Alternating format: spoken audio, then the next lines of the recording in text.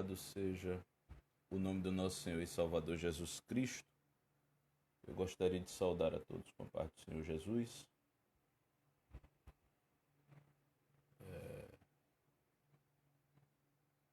Nós já vamos começar a transmissão, mas este culto de louvor e gratidão ao nosso Deus. Está feito uma quinta-feira, né? Denominado culto de oração. E eu gostaria de iniciar orando com os irmãos, né? Façamos uma oração nesse momento, em o nome de Jesus. Santo eterno, admirável Deus, em cuja presença nos encontramos nessa hora, te pedimos em o nome de Jesus Cristo, que o Senhor continue abençoando-nos, guardando-nos, protegendo, livrando de todo mal. Continua, Senhor, direcionando a tua igreja nesses momentos de dificuldade, nesses dias turbulentos que temos enfrentado, meu Pai. Que o Senhor possa, para a glória e louvor do teu santo e precioso nome, continuar dando graça, dando vitória, dando livramento à tua igreja.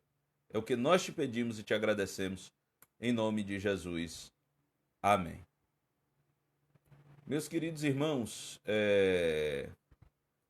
nós estamos aqui ainda com aquelas dificuldades, né? Mas glorificando a Deus, porque o Senhor nos tem dado vitória. O Senhor tem nos guardado, nos protegido nele, né? E louvamos ao nosso Deus, porque até aqui o Senhor tem nos ajudado. Eu gostaria de ler com os irmãos no Evangelho segundo escreveu Lucas, capítulo 5, versículos 33 a 37, que dizem o seguinte: Disseram-lhe então eles: Por que jejuam os discípulos de João muitas vezes e fazem orações, como também os fariseus, mas os teus comem e bebem? E ele lhes disse: Podeis vós jejuar os filhos das bodas enquanto o esposo está com eles? Dias virão, porém, que o esposo lhes será tirado. E então naqueles dias jejuarão. E disse-lhes, porém, uma parábola: Ninguém deita um pedaço de roupa nova para coser em roupa velha, pois romperá a nova, e o remendo não condiz com a velha. E ninguém deita vinho novo em odres velhos. De outra sorte, o vinho novo romperá os odres, e entornar-se-á o vinho, e os odres se estragarão. A palavra do Senhor está nos dizendo aqui que os filhos das bodas estão felizes ou melancólicos, e foi isso que Jesus quis dizer, conforme tenham maior ou menor presença do esposo. Então, quando Jesus diz a respeito do fato de que ele seria tirado e que, portanto, os discípulos teriam motivo para jejuar e orar, Jesus estava dizendo: enquanto eles estão na minha presença, vai tudo bem. E aqui o comentário do pastor, né, Matthew Henry, ele diz exatamente isso, que quanto maior a presença do esposo em nós, maior a nossa satisfação, maior a nossa alegria. Quanto menor a presença do nosso amado noivo, menor a nossa satisfação, a nossa felicidade. E Jesus segue dizendo e propondo uma parábola, a de que não se põe vinho novo sobre odres velhos, e também não se põe remendo velho, remendo novo, perdão, em roupa velha. Não se faz isso. Não se põe algo novo, algo velho sobre algo novo, ou não se põe algo novo sobre algo velho. E um pano novo assim que lavado, ele encolhe um pouco. Jesus estava dizendo isso, ele encolhe um pouco. E se este remendo novo for colocado num pano velho, vai estragar toda a vestimenta. O odre, que era um recipiente feito de pele de cabra e que armazenava o vinho, com o processo de fermentação do vinho, ele se dilatava e poderia se romper. Jesus está dizendo que o evangelho, do ponto de vista cristológico, não poderia ser uma mera adaptação do judaísmo. Não à toa o evangelho é chamado de boas novas. Não à toa o evangelho é retratado como boas novas de salvação. Não se trata de uma mera corrente religiosa ou filosófica. Não se trata disso. Trata-se de uma novidade de vida. O evangelho não é. E o apóstolo Paulo, ele disse que o evangelho é poder de Deus para a salvação daquele que crê. É poder de Deus para a salvação daquele que crê. Então é importante que nós entendamos isso. O evangelho é poder de Deus. É poder de Deus. A palavra da cruz é loucura para os que perecem, mas para nós, irmãos, ela é poder de Deus. Então, nós não podemos nos apartar dessa verdade. Nós não podemos nos distanciar deste fato. E o evangelho, para ser aceito e recebido, ele implica em uma renúncia. Renúncia ao nosso próprio eu. Renúncia aos nossos egos, às nossas vontades. Renúncia ao nosso próprio querer. Jesus disse: se alguém quiser vir após mim, negue-se a si mesmo, tome a sua cruz e me siga. As verdades do cristianismo, elas vieram para romper com os preceitos do judaísmo. Por isso, o evangelho não poderia caber no judaísmo. Até porque a religião judaica, a lei de Moisés, por assim dizer, que é quem vai nortear o povo de Israel, ela é dada por um tempo. O apóstolo Paulo, ele escreve aos Gálatas e diz que a lei foi dada como aio, mas que depois que a fé veio, já não necessitamos do aio. O apóstolo Paulo diz isso aos crentes da Galácia com muita tranquilidade e propriedade. Então é necessário, trazendo para um contexto espiritual,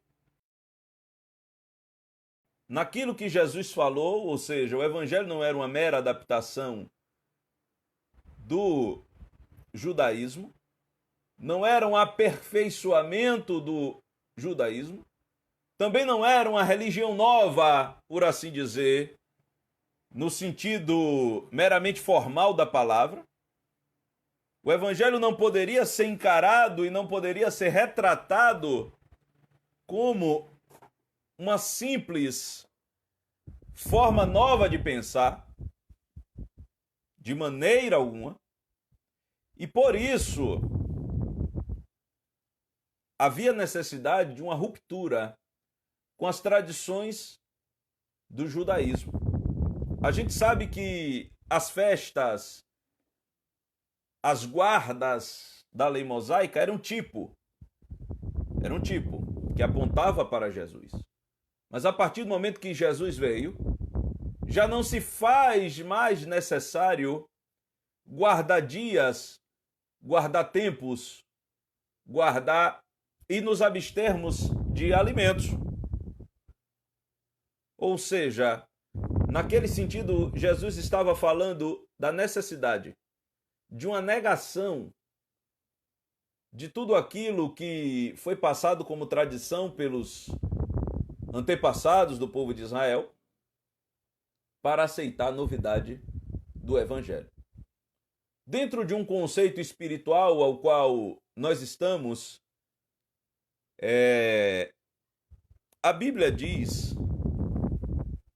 que antes de encher é necessário renovar.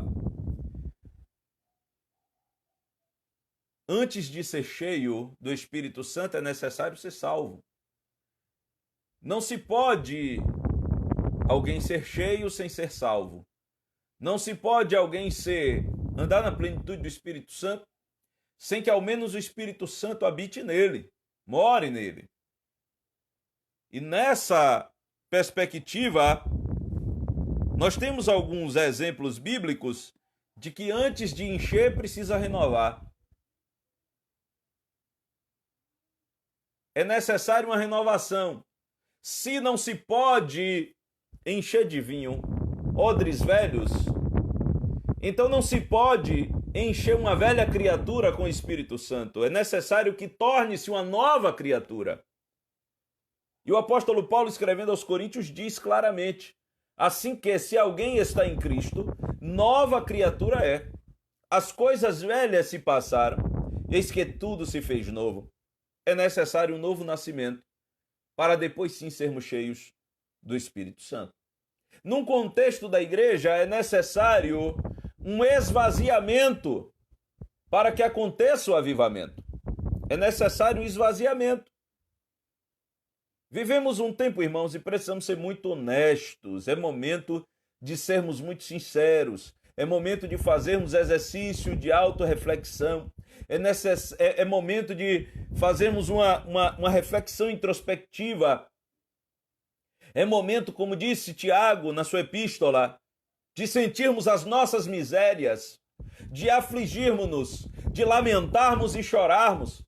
É momento de que o nosso riso se converta em pranto e a nossa alegria em tristeza, porque a Bíblia diz que a tristeza, segundo Deus, opera arrependimento.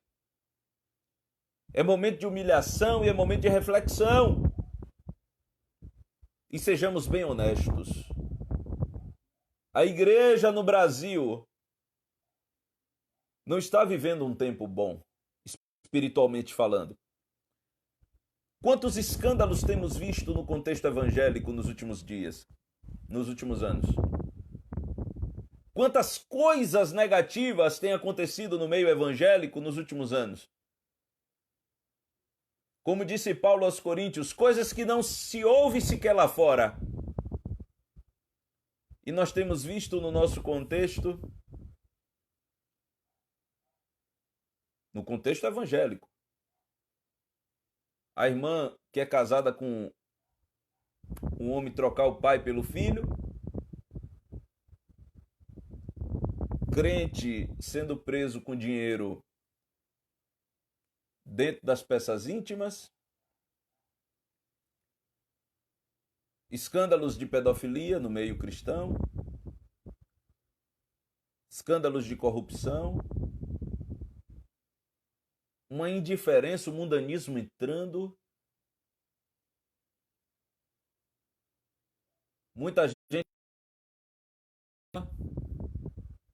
preocupada apenas com a roupa que vai, com o sapato que vai, e sem se preocupar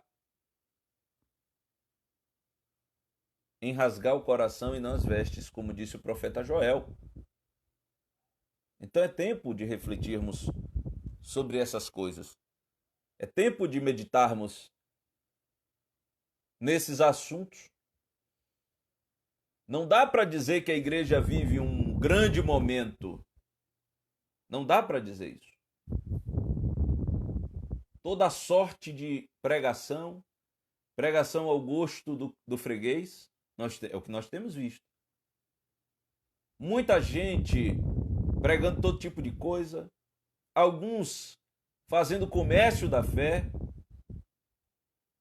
e tudo isso na igreja brasileira. Falsos profetas. Recentemente alguém publicou um vídeo com algumas verdades. Mas dentre as verdades, algo que diz que há 7 anos vem anunciando, vem dizendo e acontecendo. Queridos irmãos, como é que alguém que pregou dizendo que Jesus viria num sábado em 2007, como é que alguém que pregou dizendo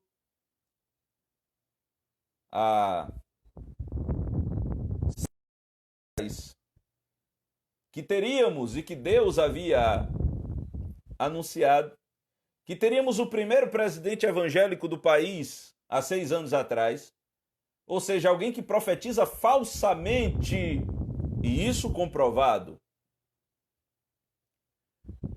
Mas nesse momento faz um vídeo com várias verdades e o engodo pelo meio. E qual é o engodo? O engodo é que eu vinha avisando, não vinha avisando. Não estava avisando em lugar nenhum, ao contrário. Avisou que teríamos uma mulher na presidência da República, crente.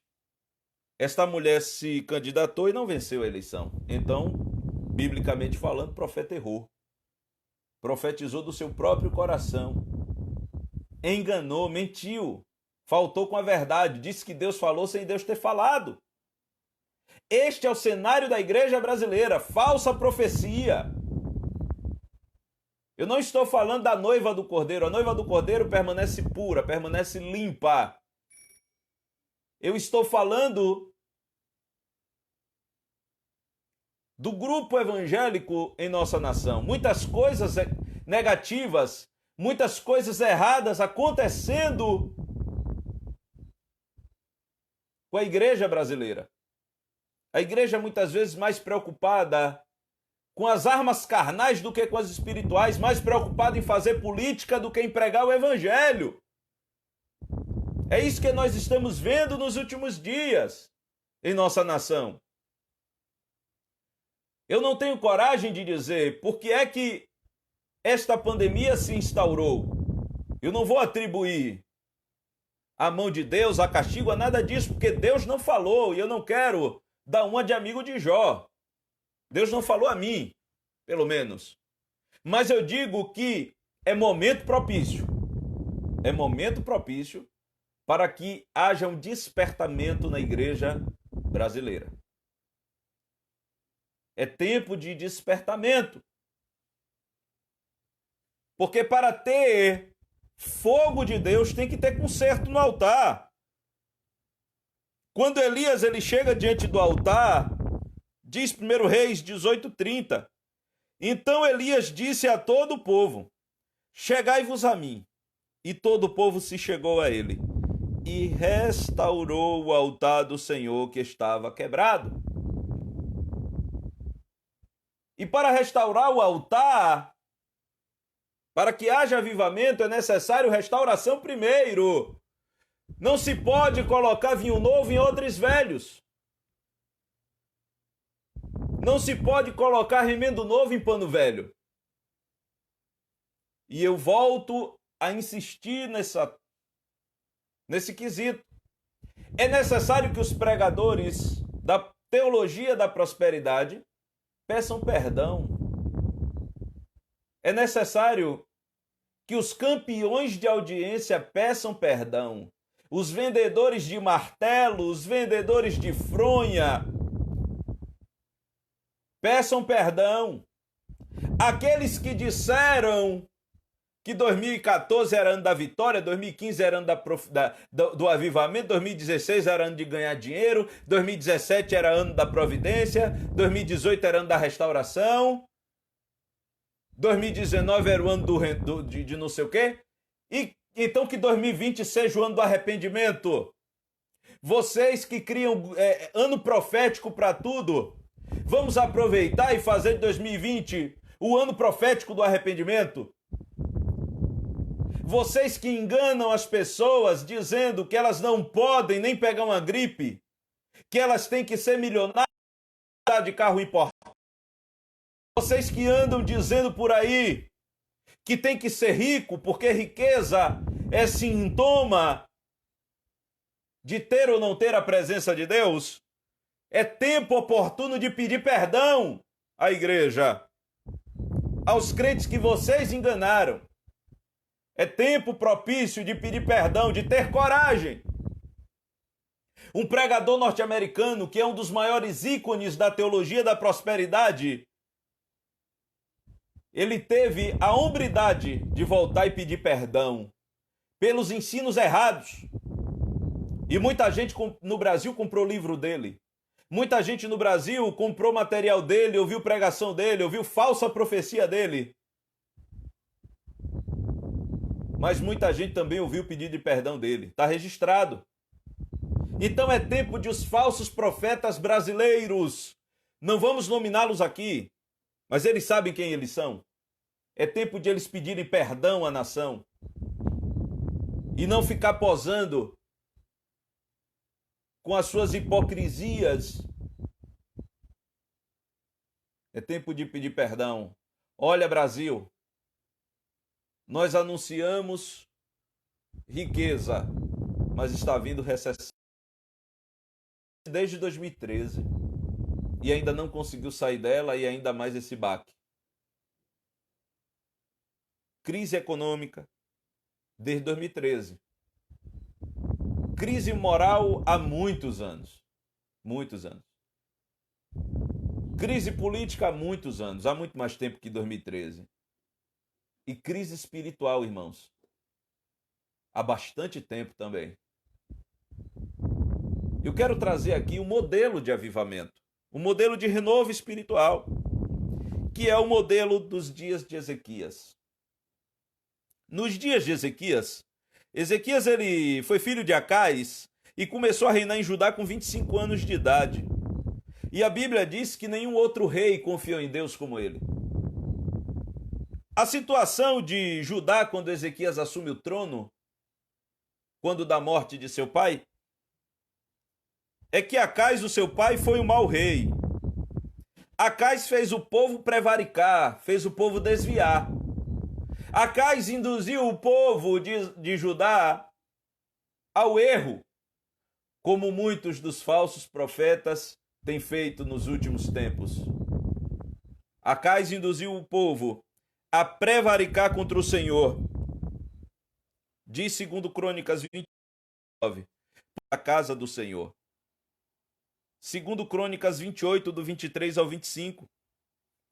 Porque sacrificou aos deuses de Damasco, que o feriram, e disse: visto que os deuses dos reis, eles foram a sua ruína e de todo Israel. E ajuntou Acais os utensílios da casa de Deus, e fez em pedaços os utensílios da casa de Deus, e fechou as portas da casa do Senhor, e fez para si altares em todos os cantos de Jerusalém. Também em cada cidade de Judá fez altos para queimar incenso a outros deuses. Assim provocou a ira o Senhor Deus de seus pais. O que é que Acais promoveu em Israel? Acais, ele promoveu a superstição, ele começou a adorar os deuses da Síria, porque na visão dele dava certo, e se dava certo era bom, e se era bom, era propício adorar esses deuses. Acais, ele promoveu este falso culto a falsos deuses. Acais, ele fechou a porta da casa do Senhor, da oração, a porta da adoração. Acais, ele profanou os utensílios da casa do Senhor. Ele fez em pedaços e fez altares de falsa adoração. Se fosse nos dias de hoje, Acais contrataria pregadores de aluguel para os cultos. Acais contrataria cantores com cachê altíssimo para enganar o povo e dizer que tudo está bem. Se fosse nos dias de hoje, Acais encerraria as reuniões de oração e transformaria em cultos de oba-oba. Se fosse nos dias de hoje, Acais fecharia as escolas dominicais, as escolas bíblicas. Acais acabaria com o culto de doutrina e promoveria show de entretenimento. Se fosse nos dias de hoje, Acais deixaria de pregar a verdade e pregaria a autoajuda. Acais pregaria a teologia da prosperidade. Acais pregaria a superstição gospel. Acais daria banho de sal no povo, banho de folha.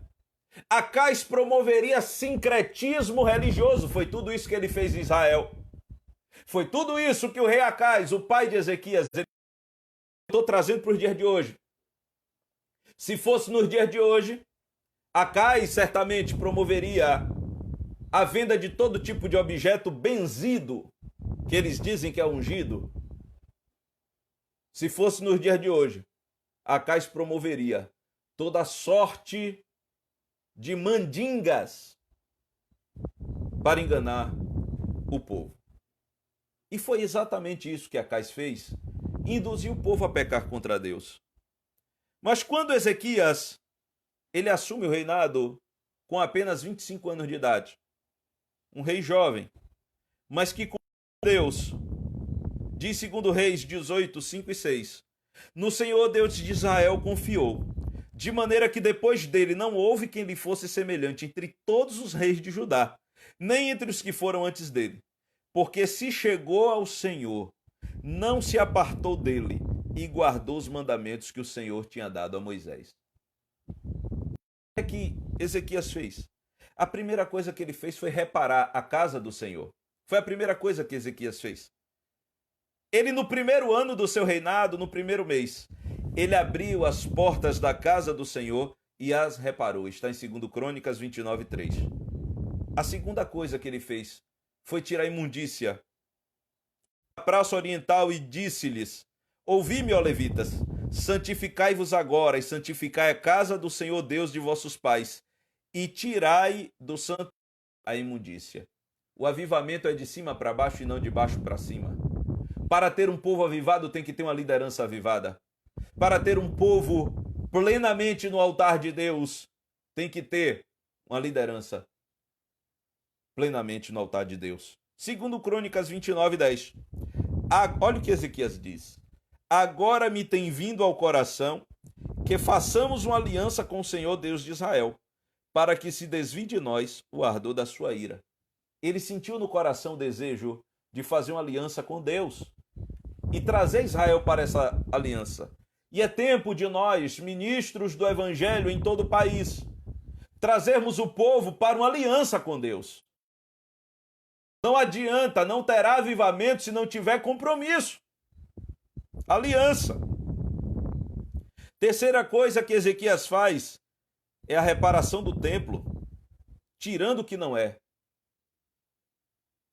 2 Crônicas 29, 16. Diz que os sacerdotes tiraram toda a imundícia que se acharam no templo do Senhor. Tudo que não era peculiar ao templo foi tirado dele. E além do que não era do templo, resgatar o que era do templo. Resgatar aquilo que Acais havia destruído. É necessário que os homens de Deus que tem nessa nação, homens de Deus sérios, resgatem falsos profetas, tiraram. Precisamos resgatar a nossa identidade. Precisamos resgatar os nossos valores. Precisamos resgatar aquilo que foi perdido. É preciso tirar as mandingas. É preciso tirar as mandrágoras e voltar à oração. É necessário acabar com esse negócio de banho de folha. É necessário acabar com esse negócio de mercadejar a fé. E fica dando todo tipo de desculpa. É necessário voltarmos à simplicidade que é em Cristo Jesus. E o rei Ezequias diz: já purificamos, 2 Crônicas 29, 18 e 19. Já purificamos a casa do Senhor. Já purificamos o altar do holocausto. Mas todos os objetos que o rei Acais, no seu reinado, lançou fora, já preparamos e santificamos, e eis que estão diante do altar do Senhor. Tudo aquilo que foi tirado do nosso meio precisa ser trazido de volta. E, amados irmãos, o povo está querendo, mas a responsabilidade é dos senhores pastores, de nós, ministros do Evangelho. A responsabilidade é nossa. de encampar, de liderar campanha de jejum e oração. Campanha de jejum e oração. É responsabilidade nossa. E não para o Senhor nos livrar, porque o coronavírus vai passar. Mas a frieza espiritual permanecendo não vai adiantar nada. Precisamos orar para que o coronavírus vá embora. Mas também precisamos ter cautela, porque quando ele for embora, a gente precisa permanecer na presença de Deus. Porque existe algo mais urgente, que é a nossa salvação, é a salvação da nossa alma. Porque esta vida perece de um jeito ou de outro, mas a eternidade é para sempre. E não podemos brincar com coisa séria. Depois de restaurar o altar, Ezequias restabelece o culto a Deus. Segundo Crônicas 29, 27 a 29 e 35 e 36. Ezequias ele deu ordem que oferecessem holocausto sobre o altar. Também começou o canto do Senhor com trombetas e instrumentos de Davi. Toda a congregação se prostrou enquanto cantavam. As trombetas eram tocadas e, acabando de oferecer o holocausto, o rei e todo o povo se prostrou e adorou a Deus. É necessário restabelecer o culto a Deus. O culto a Deus. É necessário restabelecer o culto a Deus. Precisa acabar com o culto antropocentrista. Precisa acabar com a adoração ao homem. Precisa acabar com essas cantigas que não exaltam o nome do Senhor. Precisa acabar com essa coisa. Você é isso, você é aquilo, você é o centro de Jesus, e porque você é maravilhoso, e porque você... Precisa acabar com isso. O centro da adoração é Deus. É o Senhor que é o centro da nossa adoração. A nossa adoração deve estar toda voltada a Deus. A nossa adoração deve estar toda centrada em Deus. A nossa adoração não pode ser mais. É necessário resgatarmos essas verdades. Voltada para o homem. Meus queridos irmãos, ele também convidou a todos a que celebrassem a Páscoa. Segundo Crônicas 30, versículos 1 e 2. Depois disto, Ezequias enviou mensageiros por todo Israel e Judá, e escreveu também cartas a Efraim e a Manassés para que viessem à casa do Senhor em Jerusalém, para celebrarem a Páscoa ao Senhor Deus de Israel. Porque o rei tivera conselho com seus príncipes e com toda a congregação em Jerusalém, para celebrarem a Páscoa no segundo mês. A Páscoa aqui fala de identidade. Identidade. Precisamos resgatar a nossa identidade. A Páscoa também fala de Cristo. O apóstolo Paulo, escrevendo aos Coríntios, diz que Cristo é a nossa Páscoa. Então é importante entender isso. O Senhor Jesus, ele é a nossa Páscoa.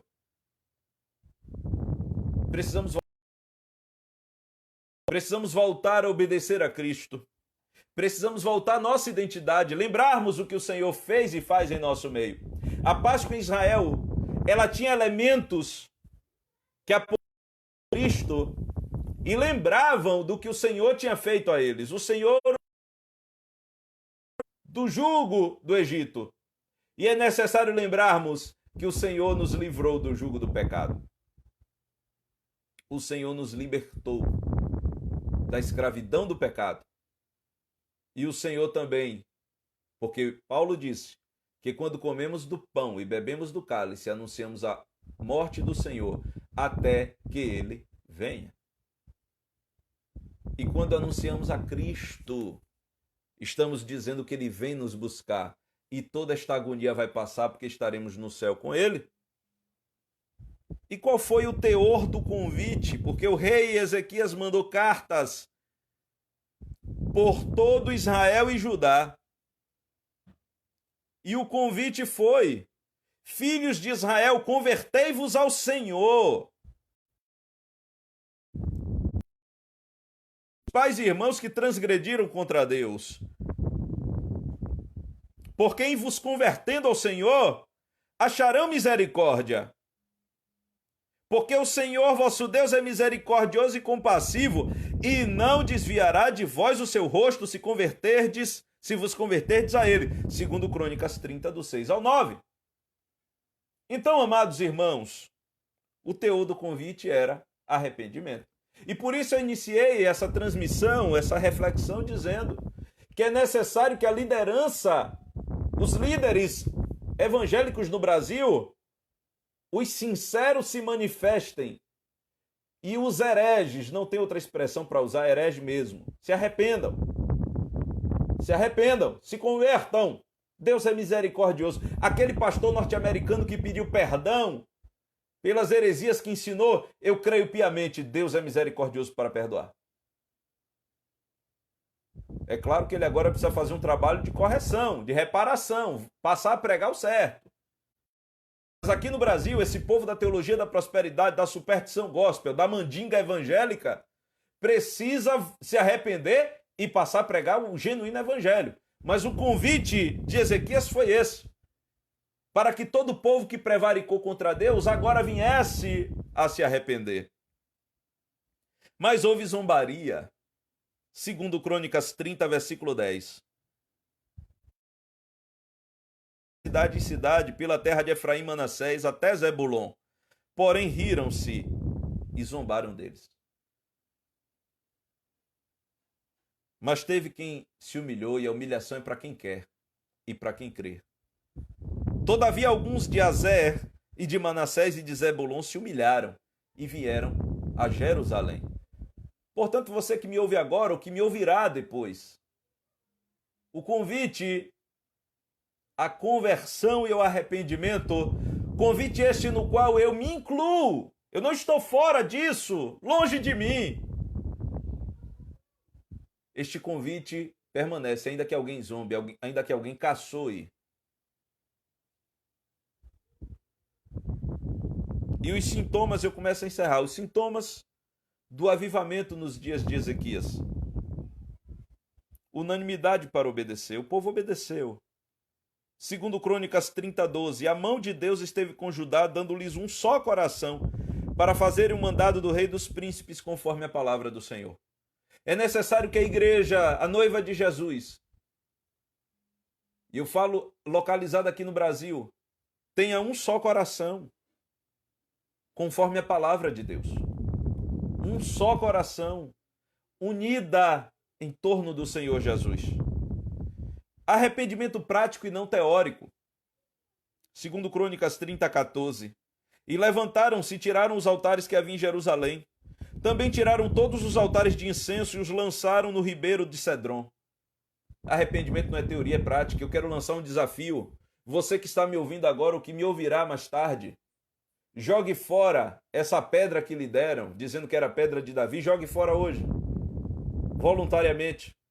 Jogue fora esse martelo que lhe venderam. Jogue fora essa fronha que lhe venderam. Temos ao jejum, a oração, a boca no pó, ao quebrantamento. Joga fora as mandrágoras. Joga fora as superstições. Nunca mais vá atrás de sal grosso, a não ser que seja para preparar carne para o churrasco. Mas sal grosso não traz boa sorte a ninguém e não expulsa demônio. É necessário a igreja acordar para isso. Arrependimento não é teoria, arrependimento é prática. É necessário abandonar as más obras. É tempo de abandonar os vícios ocultos. Ei, minha irmã, é tempo de recompor as vestes. Quem disse que falar de roupa é errado, é mais do que certo. Porque a noiva do Cordeiro se comporta decentemente. É tempo de tirar o palavrão da boca, a palavra torpe. É tempo de pedir perdão e perdoar, porque arrependimento não é teoria, arrependimento é prática. É tempo de arrependimento. É tempo de acabar com picuinha no nosso meio. É tempo de abandonar o pecado e todo o embaraço que tão de perto nos rodeia. É tempo de olharmos para Jesus. Quebrantamento dos obreiros, irmãos, teve lá em Israel.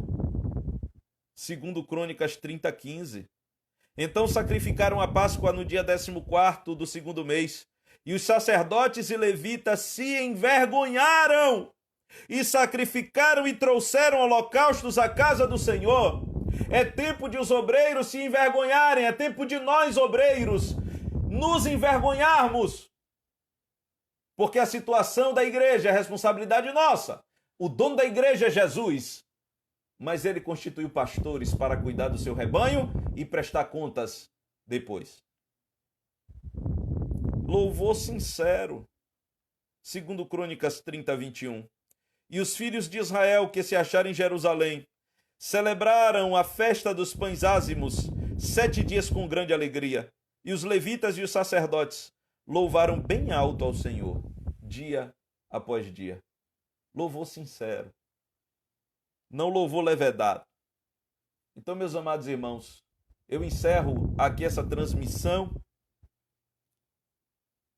Daqui a pouco nós estaremos no programa Voz da Assembleia de Deus e faremos a transmissão ao vivo na página oficial da Assembleia de Deus em Alagoinhas, tá certo? Então eu vou dar uma pausa aqui, daqui a pouco a gente volta com o tema, mas eu quero deixar para a igreja esta palavra: não se põe vinho novo em odres velhos. Eu preciso ser renovado para ser cheio. Você precisa de renovo. A igreja precisa de renovo. O fogo vem, mas antes de ter fogo, tem que ter conserto no altar.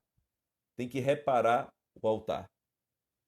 Precisamos consertar nossa vida individualmente, mas também precisamos, senhores pastores, ministros, nós, eu me incluo, eu não estou fora, ministros do Evangelho, precisamos pregar o Evangelho com seriedade. Alguém disse a um grande pregador do Evangelho que ele levava as coisas muito a sério. E esse pregador, ele respondeu, esse pastor, ele respondeu: eu não creio que Jesus não me leve a sério. O meu Jesus tem me levado muito a sério e eu devo levá-lo muito a sério. Oremos em nome de Jesus. Santo e eterno Deus, Pai de nosso Senhor e Salvador Jesus Cristo, queremos te dar graça nesse momento por esta maravilhosa oportunidade que o Senhor tem nos concedido. Te pedimos em o nome de Jesus que o Senhor nos abençoe, nos livre de todo mal. Abençoa o teu povo, meu Deus. Senhor, que este momento, ao qual nós não temos o direito de te questionar, porque o Senhor tem controle sobre tudo, mas entendemos que é momento propício para um reavivamento da igreja. Te pedimos que o Senhor venha instrumentalizar-nos, para que possamos ter coragem para restaurar, abrir as portas espirituais do templo, restaurar o que é e tirar o que não é, resgatar a verdadeira adoração e tirar a imundícia de nosso meio. Senhor, nos ajuda a cada pastor, a cada obreiro sincero nesta difícil tarefa e vai arrancando os falsos profetas do nosso meio. Converte-os ou arranca-os do nosso meio. Purifica a tua igreja, meu Deus, a tua noiva que está sendo preparada pelo Espírito Santo para o grande dia. E continua conosco.